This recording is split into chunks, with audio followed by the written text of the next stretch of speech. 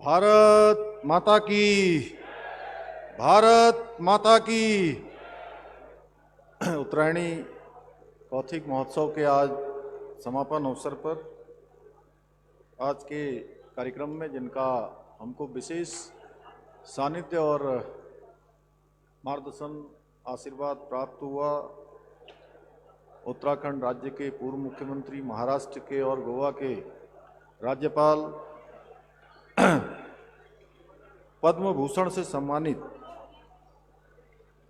श्रद्धेय भगत सिंह कोश्यारी जी, हमारे संपूर्ण जीवन जिन्होंने अपना समाज के लिए, अध्यात्म के लिए और राष्ट्र सेवा को समर्पित किया, ऐसे उत्तराखंड सरकार में अनेक विभागों के मंत्री आदरणीय सतपाल महाराज जी, और आज विशेष रूप से हमारे बीच में अतिथि के रूप में मुंबई से चलकर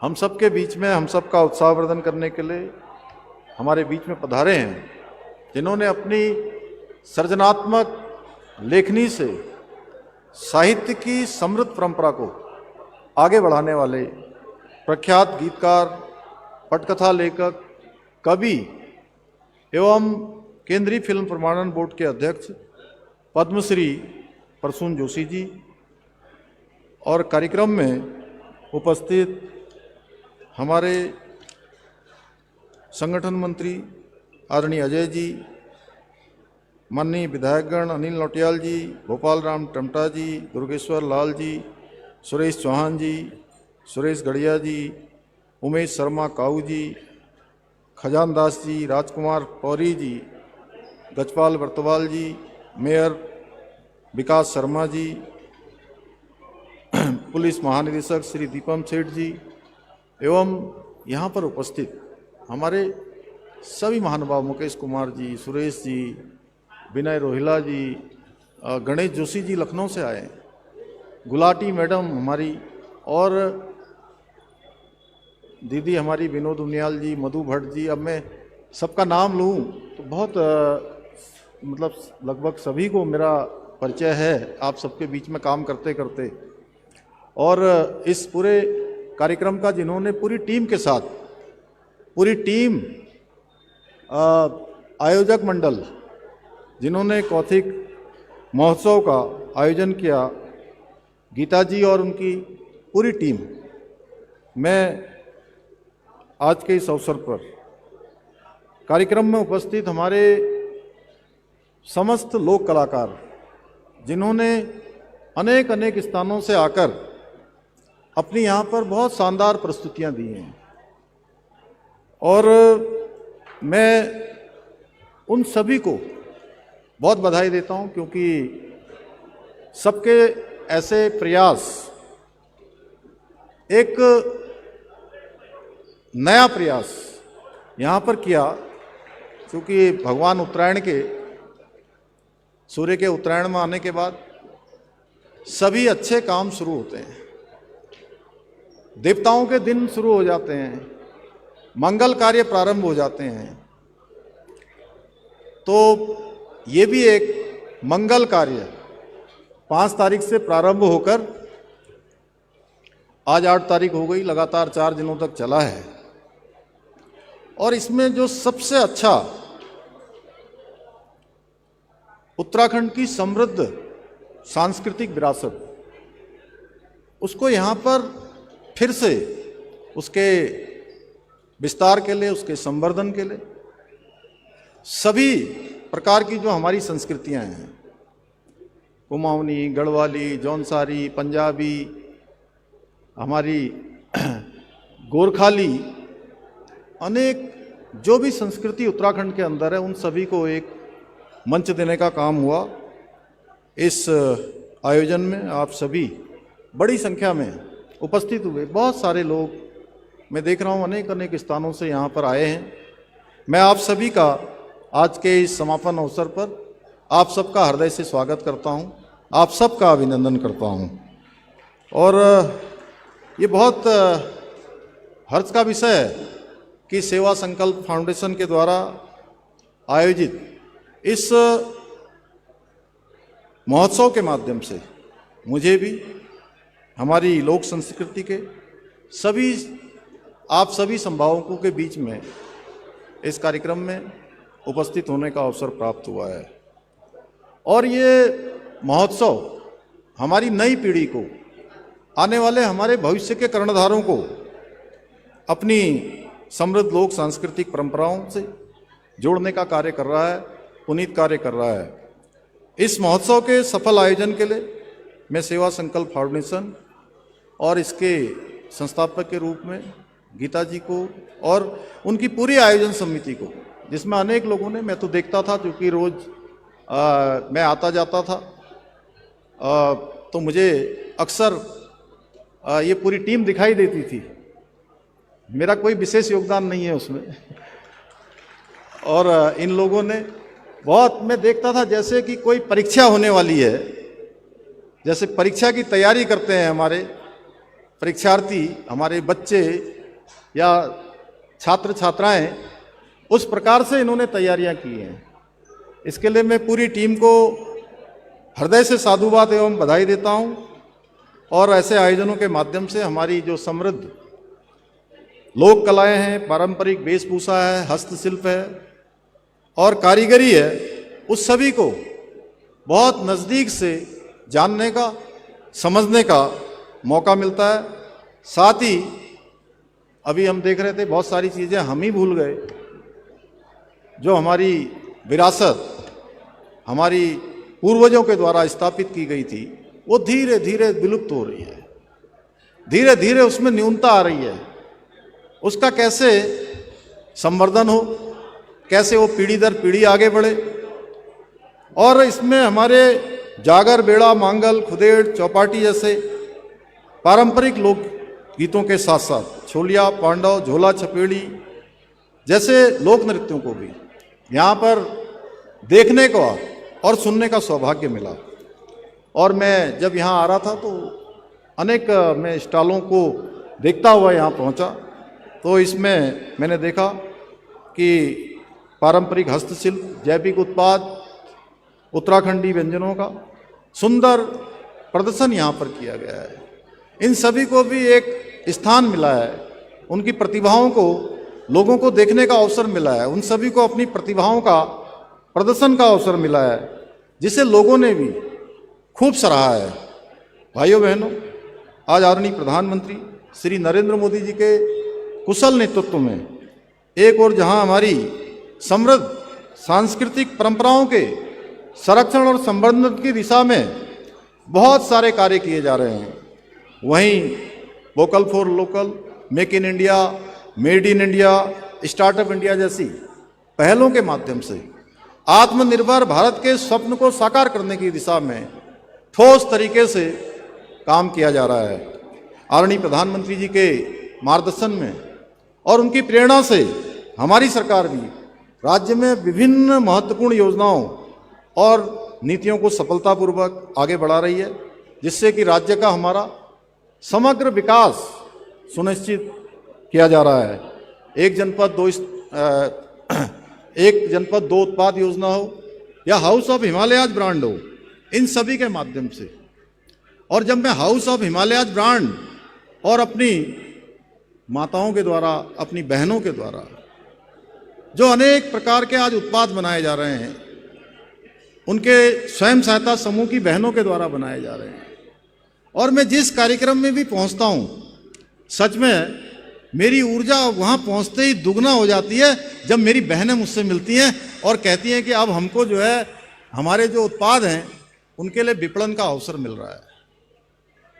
सच में मेरी माँ भी आज यहाँ पर हैं। मैंने देखा है कि उत्तराखंड की जो हमारे सुदूरवर्ती क्षेत्र हैं, वहाँ की जो हमारी बहनें हैं, हमारी माताएं हैं, मातृशक्ति है, उनका जीवन अत्यधिक कठिन होता है। कई प्रकार से उनको चुनौतियों का सामना करना पड़ता है, लेकिन उसके बावजूद भी आज हमारे राज्य की मातृशक्ति सच में कमाल कर रही हैं। इतने शानदार उत्पाद बना रही हैं कम संसाधनों में जबरदस्त काम उनके द्वारा किया जा रहा है। उनकी दिनों दिन मांग बढ़ रही है और जब वो मिलती हैं तो कहती है, मैं उनसे पूछता हूँ कैसा चल रहा है आपका, आपके बनाए हुए उत्पाद, उसको विपणन का अवसर मिल रहा है क्या, बाजार में वो उसकी मांग हो रही है क्या, आप जो लाई हैं वो बिक्री हो रहा है कि नहीं हो रहा है। तो सच में मन प्रसन्न हो जाता है जब वो कहती नहीं नहीं खूब बिक रहा है, खूब बिक रहा है, खूब अच्छी कमाई हो रही है। और उसी का परिणाम है कि आज हमारे राज्य में 1,70,000 हमारी बहनें लखपति दीदी बन गई हैं और तेजी से लखपति दीदी बनने की दिशा में आगे बढ़ रही है।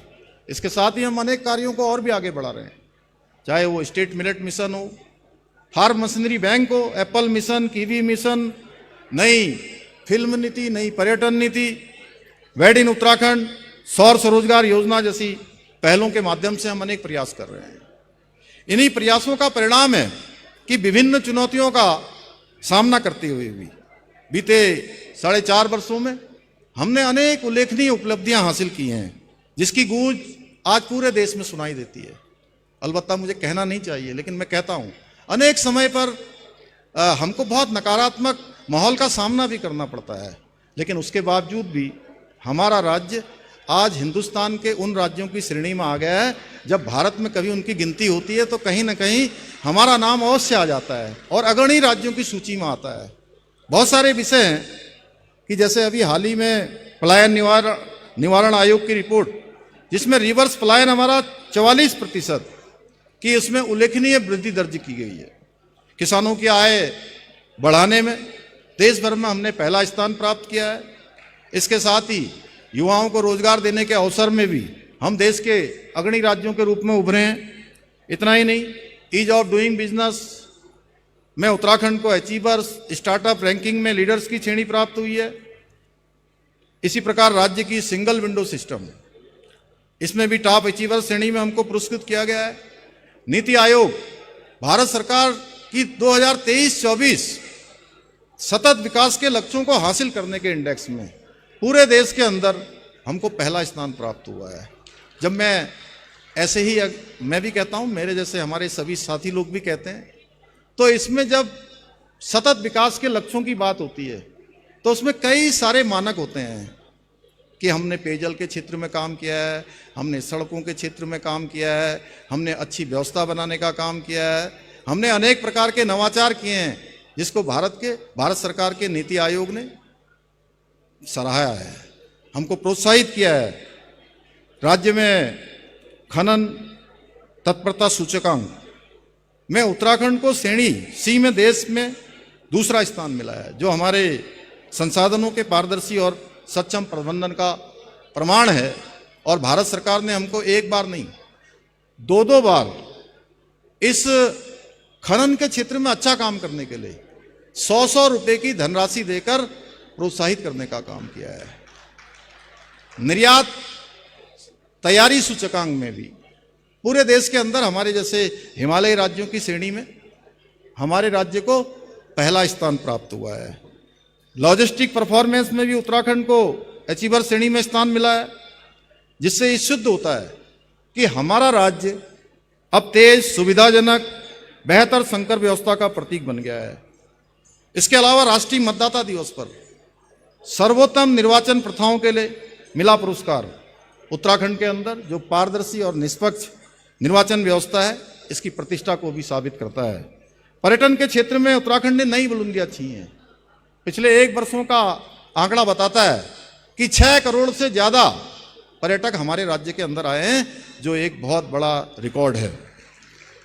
Best wild life destination, best adventure destinations के राष्ट्रीय पुरस्कारों ने देवभूमि को विश्व के मानचित्र पर और अधिक मजबूती से स्थापित किया है। राष्ट्रीय पर्यटन पुरस्कार 2024 में हमारे 4 गांव जाखौल, सूपी, हरसिल, गुंजी को सर्वश्रेष्ठ पर्यटन गांव घोषित किया गया है। वर्ल्ड रिस्पॉन्सिबल टूरिज्म अवार्ड में उत्तराखंड को 1 to Watch पुरस्कार मिला है, जो सतत पर्यटन की हमारी दिशा को सराहता है। कृषि और मत्स्य के क्षेत्र में हमारा प्रदर्शन उल्लेखनीय रहा है।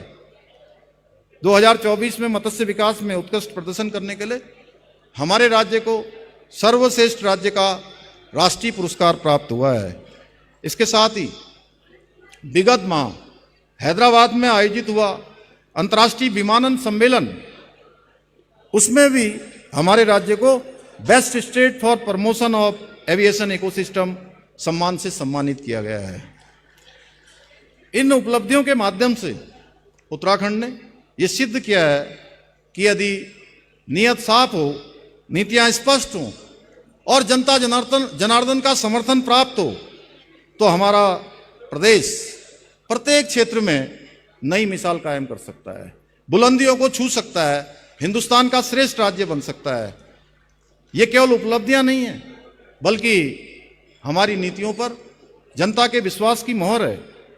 भाइयों बहनों, आदरणीय प्रधानमंत्री जी के मार्गदर्शन में हमारी सरकार उत्तराखंड की लोक कलाओं को संरक्षित और संवर्धित करने के लिए निरंतर प्रयासरत है। हम प्रत्येक 6 माह में अपने प्रदेश के लोक कलाकारों की जो सूची तैयार कर रहे हैं, उससे जहां एक और अपने लोक कलाकारों को सत्यापित करने में सहायता मिल रही है, वहीं हम उनकी सहायता भी कर पा रहे हैं। इस सूची की सहायता से हमारी सरकार द्वारा कोरोना काल के दौरान लगभग 3200 सूचीबद्ध लोक कलाकारों को प्रति माह 2000 रुपये की आर्थिक सहायता प्रदान की गई थी। इसके अलावा हम लोक कला के क्षेत्र में अपना जीवन समर्पित करने वाले 60 वर्ष से अधिक आयु के जो हमारे बुजुर्ग हैं, अस्वस्थ हैं, लोक कलाकार हैं, उनको प्रति माह पेंशन भी प्रदान कर रहे हैं। यही नहीं, हमारी सरकार अपनी लोक कला और संस्कृति को सहेजने और उसे नई पीढ़ी को हस्तांतरित करने की दिशा में गुरु शिष्य परंपरा के अंतर्गत 6 महीने के लोक प्रशिक्षण कार्यशालाओं का आयोजन भी कर रही है। इन कार्यशालाओं के माध्यम से युवा पीढ़ी को हमारी पौराणिक लोक संस्कृति की महत्ता, उसकी समृद्ध परंपराओं के प्रति जागरूक किया जा रहा है। इसके साथ ही हम लोक सांस्कृतिक धरोहरों की लिपियों को प्रकाशित करने के लिए आर्थिक सहायता भी प्रदान कर रहे हैं। हम राज्य में आर्ट गैलरियों की स्थापना कर रहे हैं, जिसके माध्यम से हमारी सांस्कृतिक धरोहरों को बचाने और उनको विकसित करने में सहायता मिलेगी। इतना ही नहीं, हमारी सरकार साहित्य और संस्कृति के संरक्षण एवं प्रोत्साहन के लिए भी प्रयास कर रही है। हम एक और जहां उत्तराखंड साहित्य गौरव सम्मान, साहित्य भूषण, लाइफ टाइम अचीवमेंट पुरस्कारों के माध्यम से उत्कृष्ट साहित्यकारों को सम्मानित कर रहे हैं, वहीं हिंदी सहित विभिन्न स्थानीय भाषाओं के ग्रंथ प्रकाशन हेतु साहित्यकारों को अनुदान भी प्रदान कर रहे हैं। यही नहीं, हम स्थानीय भाषाओं, बोलियों के संरक्षण के लिए भी निरंतर प्रयास कर रहे हैं ताकि आने वाली पीढ़ियां अपनी समृद्ध भाषाई विरासत से जुड़ी रहे। भाइयों बहनों, हमारी सरकार अपनी समृद्ध सांस्कृतिक विरासत और लोक कलाओं को संरक्षित करने के लिए अपने विकल्प रहित संकल्प के मूल मंत्र के साथ निरंतर कार्य कर रही है। मुझे पूरा विश्वास है कि हमारे इस संकल्प को साकार करने के लिए सेवा संकल्प फाउंडेशन जैसी संस्थाएं इसी प्रकार हमारी लोक संस्कृति को संजोने तथा उन्हें आने वाली पीढ़ी तक पहुंचाने में इसी प्रकार अपना महत्वपूर्ण योगदान देती रहेंगी। इसी विश्वास के साथ पुनः इस शानदार आयोजन की सफलता के लिए मैं सभी आयोजकों को, जिन्होंने बहुत परिश्रम किया है, बहुत दिन रात उन्होंने लगातार इसके लिए प्रयास किए हैं, मैं उन सभी को बधाई देता हूं, शुभकामनाएं देता हूं और आए हुए सभी अतिथियों का भी, सभी महानुभावों का भी काफ़ी समय सबने दिया। और अच्छी बात ये हुई कि जब तक कार्यक्रम चल रहा था, लगभग 5:00 पर मैं भी यहाँ आ गया था। मुझे लगता है कि लगभग 4.5 घंटे का समय हो गया। जितनी संख्या आते समय थी वो संख्या कार्यक्रम के समाप्त होने तक बनी रही। इसलिए मैं आपके धैर्य को भी प्रणाम करता हूँ कि आपने सभी लोक कलाकारों का, आयोजकों का बहुत प्रोत्साहन किया, उनकी हिम्मत बढ़ाई। मैं फिर से आप सभी का धन्यवाद करते हुए अपनी बात को समाप्त करता हूँ। बहुत बहुत धन्यवाद। माननीय मुख्यमंत्री महोदय, आपसे एक छोटा सा निवेदन था। माननीय मुख्यमंत्री महोदय, आपकी अनुमति के साथ में हमारे कुछ स्टॉल वाले जो राज्य के विभिन्न जनपदों से आए थे, आपके साथ एक ग्रुप फोटो वे खींचना चाह रहे हैं। मैं श्रीमती गीता धामी मैम से भी रिक्वेस्ट कर रहा हूं।